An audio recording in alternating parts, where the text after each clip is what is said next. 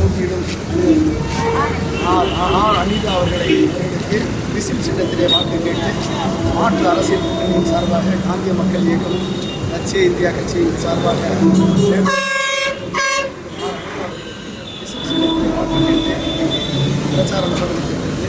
இன்றைய தமிழக அரசியல் சூழல் மிகவும் ஒரு குழப்பமான நிலையில் காணப்படுகிறது. கண்டிப்பாக பல்வேறு கருத்து கணிப்புகள் இந்த கட்சி வரும் அந்த கட்சி வரும் என்ற குழப்பமான சூழலை தெரிவித்திருக்கிறது. மக்கள் இன்றைக்கு ஆண்ட கட்சியும் சரி ஆளுகின்ற கட்சியும் சரி தேர்ந்தெடுக்க தயாரான நிலையில் இல்லை. எனவே இந்த தமிழக அரசியல் 2016 சட்டமன்ற தேர்தல் ஒரு குழப்பமான முடிவை கொடுக்கக்கூடிய வகையிலே அமைந்திருக்கிறது. 1,50,00,000 இளைஞர்களை மாணவர்களுக்கான வாழ்க்கை வழிமுறையை உத்தரவாதம் கொடுக்கக்கூடிய விவசாயிகளுக்கு வாழ்வளிக்கக்கூடிய தொழிலாளர்களுக்கு வாழ்வளிக்கக்கூடிய எந்த விதமான நம்பிக்கையும் இல்லாமல் திமுகவும் அதிமுகவும் இன்றைக்கு தேர்தல் அறிக்கைகளை வெளியிட்டு இன்றைக்கு மக்கள் மத்தியிலே நம்பிக்கை இழந்து காணப்படுகிறது. எனவே வரக்கூடிய தேர்தல் ஒரு மிகப்பெரிய ஒரு சோதனையான தேர்தலாக இருக்கும். மக்கள் இளைஞர்கள் அத்துணை பேரும் ஓட்டு கண்டிப்பாக 100% ஓட்டளிக்க வேண்டும், வாக்களிக்க வேண்டும். வாக்களித்தால் மட்டுமே இந்த மாணவர்களையும் இளைஞர்களையும் விவசாயிகளையும் தொழிலாளர்களையும் நடுத்தருவில் நிறுத்திய இந்த கட்சிகள் திரும்பவும் நடுத்தருவில் நின்றால் மட்டும்தான், கவர்னர் ஆட்சி ஏற்பட்டால் மட்டும்தான் தமிழகத்திலே ஒரு அரசியல் மாற்றம் நடக்கும். எனவே 100% வாக்கு கண்டிப்பாக அளிக்க வேண்டும். இப்படி மாற்று அரசியல் கூட்டணியை மாற்று அரசியலை வலியுறுத்தி எங்கெல்லாம் இளைஞர்கள் இருக்கிறார்களோ, எங்கெல்லாம் சமூக ஆர்வலர்கள் இருக்கிறார்களோ, எங்கெல்லாம் நல்லவர்கள் இருக்கிறார்களோ அங்கெல்லாம் மக்கள் 100% திரண்டு வந்து அவர்களுக்கு வாக்களித்து ஏற்கனவே போட்ட சின்னங்களை தவிர்த்து விட்டு புது நபர்களுக்கு வாக்களிக்க வேண்டும் என்று நான் கேட்டுக்கொள்கிறேன். அப்படி வாக்களித்தால் மட்டும்தான் தமிழகத்திலே ஒரு அரசியல் மாற்றம் நடப்பதற்கான விதை விதைக்கப்படும்.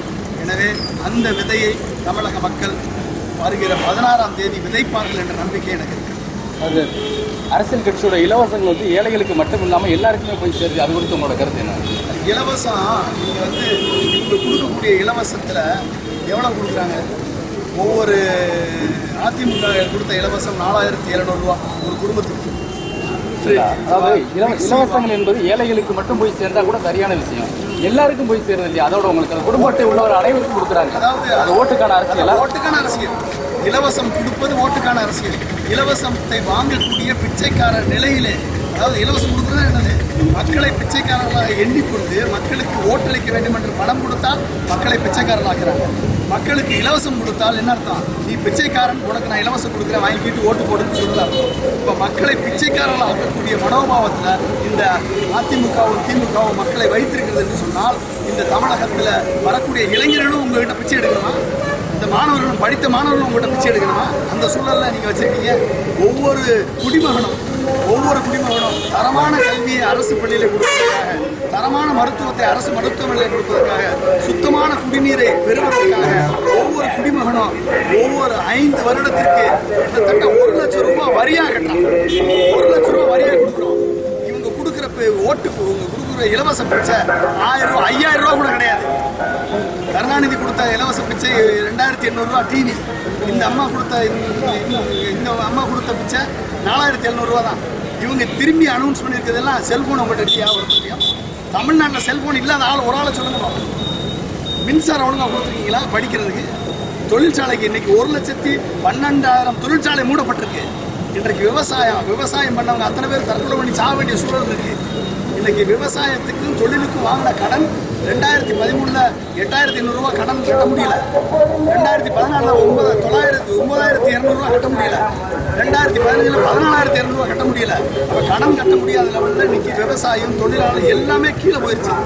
இந்த இலவசத்தை மட்டும் கொடுத்து இந்த 1,50,00,000 இளைஞர்களை இன்றைக்கி பிச்சைக்காரர்கள் ஆக்க வேண்டிய சூழல் ஏற்பட்டிருக்குன்னா, இந்த இளைஞர்கள் கண்டிப்பாக இந்த 2 கட்சிக்கும் போட மாட்டாங்க.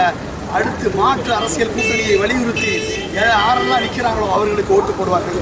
நாங்கள் இந்த லட்சிய இந்தியா கட்சியின் சார்பாகவும் காந்திய மக்கள் கட்சியின் சார்பாகவும் வேட்பாளர்களை தேர்ந்தெடுத்து அவர்களுக்கு பரீட்சை வைத்து அவர்கள் தலைவர்கள் அவர்கள் உங்கள்கிட்ட பிச்சையும் கொடுக்க மாட்டார்கள், பிச்சையும் எடுக்க மாட்டார்கள் என்ற சூழலை வைத்து இப்படிப்பட்ட வேட்பாளர்களை நிறுத்தியிருக்கோம்.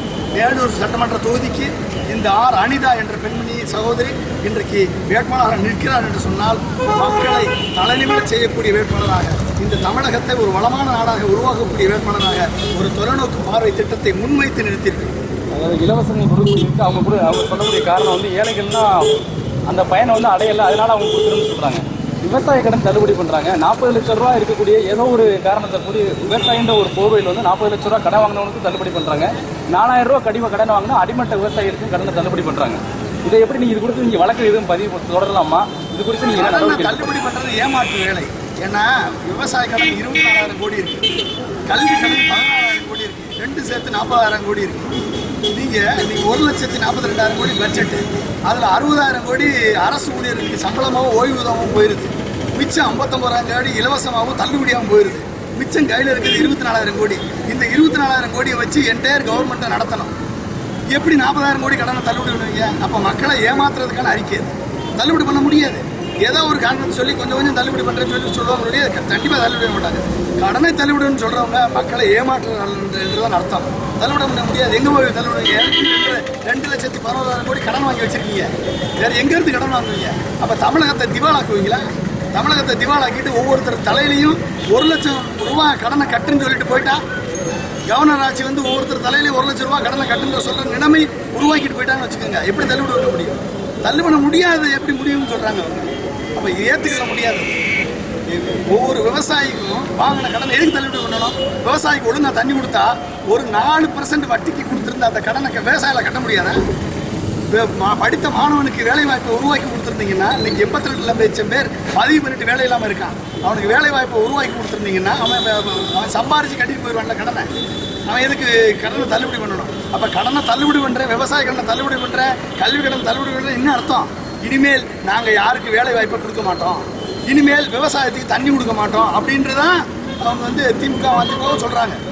அப்போ இப்படி சொல்லுவர்கள் இனிமேல் விவசாயத்துக்கும் செய்ய மாட்டாங்க, மாணவர்களுக்கும் இளைஞர்களுக்கும் வேலைவாய்ப்பை உருவாக்கி கொடுக்க மாட்டாங்க. அவர்கள் அத்தனை பேர் தெருவில் நிறுத்துவாங்க. தெருவில் நின்னா என்ன ஆகும்? புரட்சி தான் வெடிக்கும். ஒருத்தர் என்ன பண்ணுவான்? படித்தவன் எங்கே போக முடியும்? படித்தவனுக்கு வேலை இல்லை. விவசாயி தற்கொலை பண்ணணும், தொழிலாளி தற்கொலை பண்ணணும், படித்தவன் மாணவன் தற்கொலை பண்ணணும், வேலை இல்லை. யாருக்காக? இந்த தமிழ்நாடு அரசியல்வாதிக்காகவா? கொள்ளை ஊரை அடித்து உலையில் போடக்கூடிய அரசியல்வாதிக்கு மட்டுமா அந்த தமிழ்நாடு? இல்லையில. அப்போ படித்தவன்லாம் வெளிநாடு போயிடணும். இங்கே வந்து அரசியல்வாதி மட்டும் சம்பாரிச்சு எத்தனை? இன்றைக்கு தமிழ்நாட்டுடைய ஒட்டுமொத்த வருமானம் 10 லட்சம் கோடி. தமிழ்நாட்டுடைய ஒட்டுமொத்த வருமானம் 10 லட்சம் கோடி. ஒரு சிங்கப்பூர் சின்ன நாடு, மெட்ராஸ் அளவு கூட கிடையாது, 50 லட்சம் பேர் தான் வாழ்கிறான். ஒரு கிராம ஃபிஷிங் வில்லேஜ், அவருடைய ஒட்டுமொத்த வருமானம் எவ்வளோ தெரியுமா? 30 லட்சம் கோடி. இன்னைக்கு மொத்த தமிழ்நாடு வருமானமே 10 லட்சம் கோடி. இதில் இந்த அரசியல்வாதிகள் 5 வருஷம் அடிக்கிற கொள்ளை மட்டும் 1.5 லட்சம் கோடி.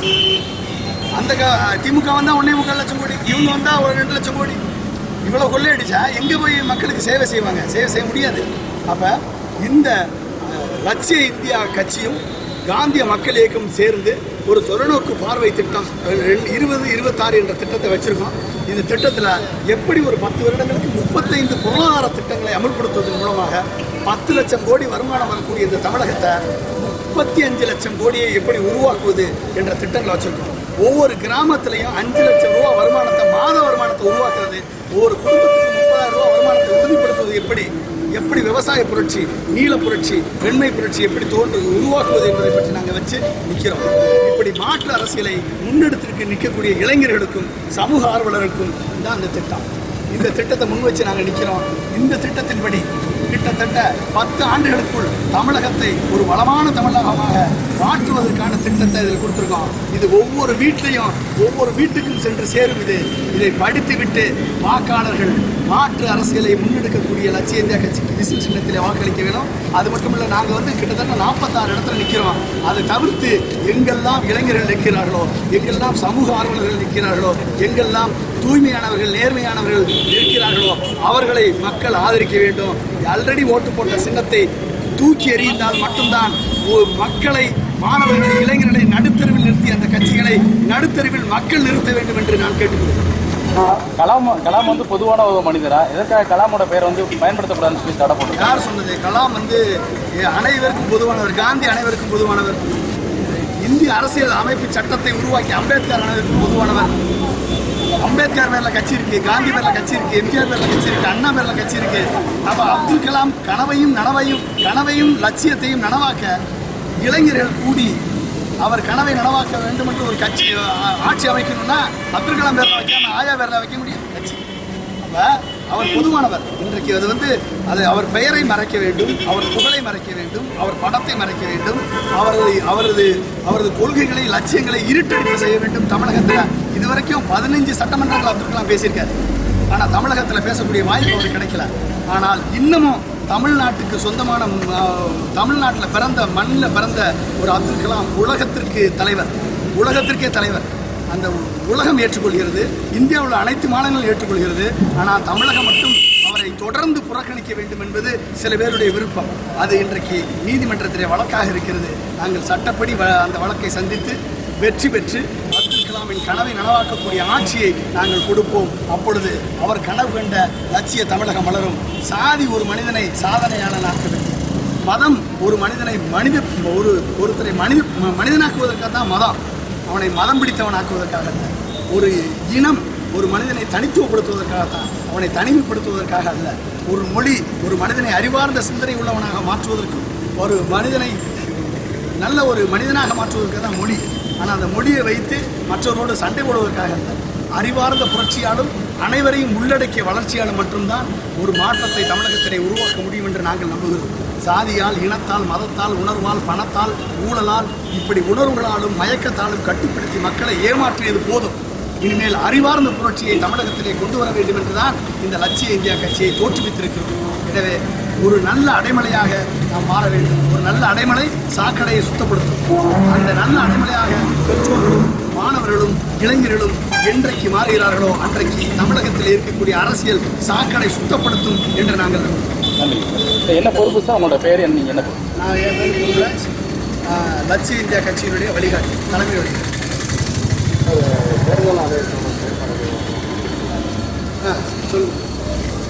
தேர்தல் ஆணையம் மக்களை 100% வாக்களிக்க வேண்டும் என்று சிறப்பாக செயல்பட்டு கொண்டு வருகிறது. நேற்று கூட கிட்டத்தட்ட ஒரு 2 கோடி பேரை உறுதிமொழி எடுக்க வைத்திருக்கிறார்கள். அது ஒரு நல்ல ஒரு சகனம் தான். ஆனால் மக்கள்கிட்ட அரசியல் கட்சிகள் பணப்பட்டுவாடாவை தடுக்க தேர்தல் ஆணையம் தவறிவிட்டது.